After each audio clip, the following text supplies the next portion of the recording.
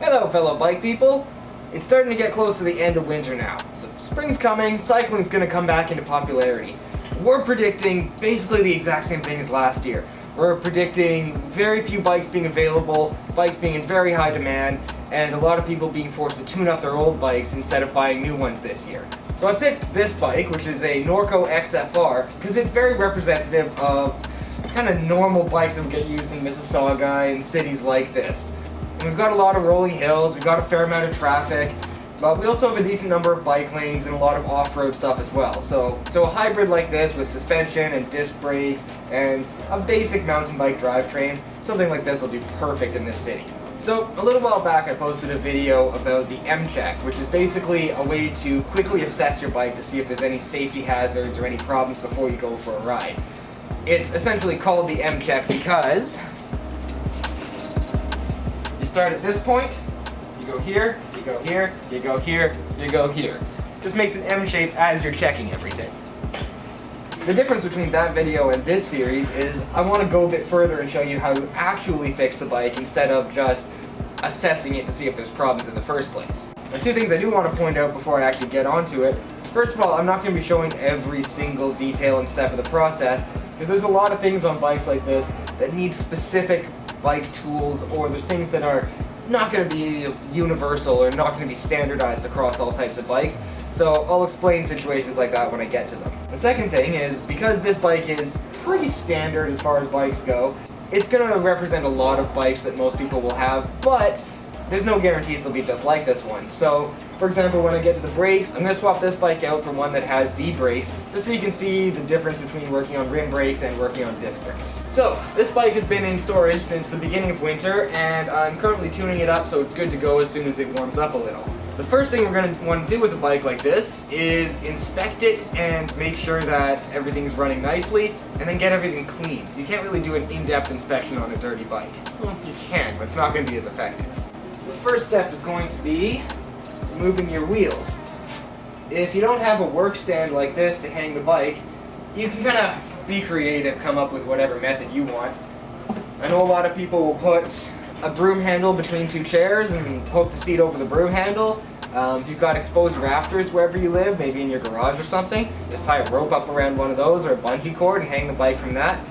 There's any number of methods to hang the bike. And I think you should try and find one of them, because having the bike elevated off the ground makes everything a ton easier than working on it on the ground. So removing the wheels off this type of bike is super simple. They've got the quick release system. There's a cam in there, so when it's flipped up like that, it's locked. And when it's flipped down like that, it's open. Super simple, so the wheels just drop out. In terms of cleaners, you can buy bike-specific ones. Those are available, and they work really, really well. But you don't necessarily need to spend the extra money or spend the premium on a bike-specific cleaner. The stuff I use here is from Home Depot. I just basically mix this stuff with, say, 2 parts water to 1 part degreaser. These citrus degreasers, these are great on bikes.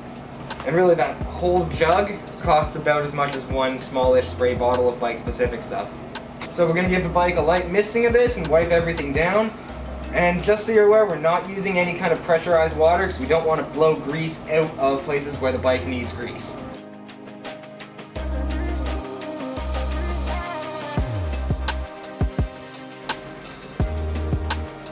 So now we have it all nice and clean so we can see things in good detail. We're going to give the bike a nice inspection. This is the inside there.